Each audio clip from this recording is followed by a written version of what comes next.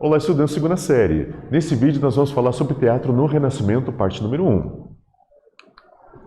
Então, durante a Idade Média na Europa, o teatro tinha um papel muito importante para a Igreja Católica. A situação se transformou no século XV. Com a decadência do teatro ligado à religião, o homem passa a ser protagonista. O que vai acontecer? Nós temos o finalzinho da Idade Média, o teatro era muito utilizado exatamente nas procissões. Lembrando que procissões é uma herança grega antiga que foi adotada pelos romanos e era uma forma de demonstrar exatamente um culto à personalidade, mas nesse caso, dentro da religião católica, culto a exatamente uma personalidade bíblica. Então nisso você vai ter o quê? Uma representação de alguma ação usando o teatro para representar isso. Então isso se torna uma coisa normal. Só que com o início da Idade Moderna, que nós estamos falando do Renascimento, a temática começa a mudar e o homem começa a se libertar e a temática religiosa começa a cair e começa a ter temática do cotidiano, coisa que acontece no dia a dia.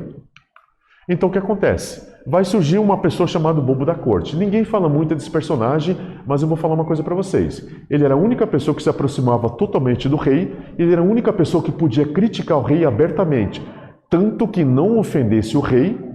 Ele continuava vivo perto do rei e era um conselheiro pessoal. Ou seja, ele podia tirar até sarro do rei de forma respeitosa, o rei ria da forma dele, e ele era um ator profissional contratado que ele estava lá para entreter o rei primeiramente e as outras pessoas eram entretidas, vamos colocar como resultado. Mas o rei era a principal pessoa e ele era uma pessoa de confiança do próprio rei e ele era muitas vezes um conselheiro. Então ele era a única pessoa do reinado total que ele tinha liberdade de se dirigir diretamente ao rei informalmente e como uma pessoa que tinha acesso ao rei como uma pessoa, muitas vezes como até um amigo pessoal. E nós temos como essa figura emblemática, ela vai se tornar mais ou menos um ícone desse período do teatro renascentista, final da Idade Média, início do Renascimento. Então, nessa reação ao teatro acadêmico na Itália, a pastoral de assunto campestre, o tom muito lírico, Orfeu de Angelo Poliziani e a comédia dell'arte. O que está acontecendo?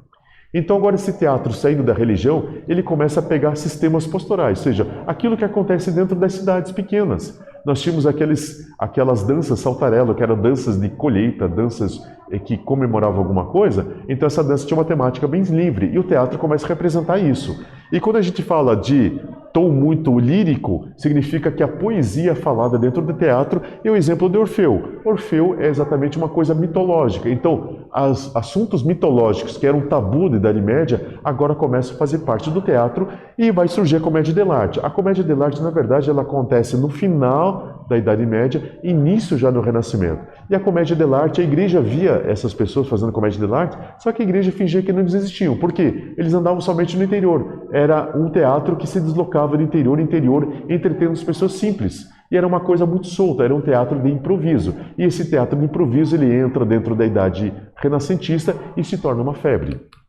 Então nós temos um tema como fontes as comédias antigas, as comédias pastorais, os temas pastorais, contos, peças populares eruditas.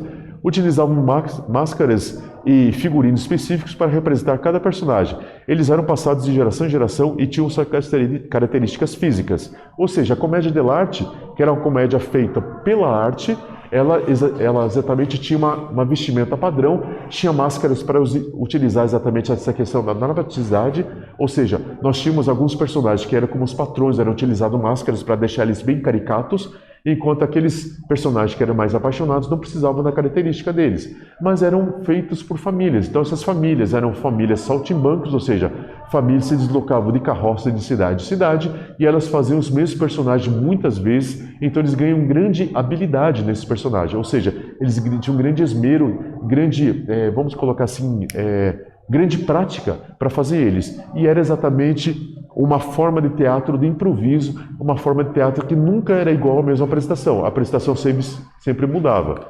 E nós temos várias divisões de personagens. Nós temos os anis, que eram de classe mais baixas, que eram aquelas pessoas que eram os empregados. Nós temos os vec, que eram aqueles mais altos, que eram os patrões. E temos os inamorati, que eram aqueles namorados. Então tinha muito essa questão de romance. Tanto é que dentro da literatura nós temos Shakespeare, que ele escreve Romeu e Julieta. Então, a enamoração, ou seja, as pessoas que namoravam, se tornou um tema que antes era proibido, agora já é liberado.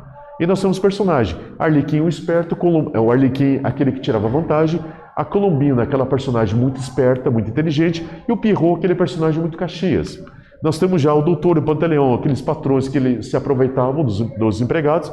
O Brighella, aquele brigão que só tirava vantagem. Nós temos o capitão, escaramujos militares covardes, mas eram também mentirosos. Nós temos Isabela, aquela eterna namorada. Nós temos Horácio, aquele cara fútil com roupas bonitas. E temos o Pulcinella, que é mais ou menos baseado no bobo da corte. Era aquele corcunda que, dependendo da ocasião, ele era esperto ou bobo, dependendo do que tinha de peça. Ok? Nesse vídeo nós falamos sobre teatro no Renascimento, parte número 1. Espero que tenham gostado. Até a próxima. Até!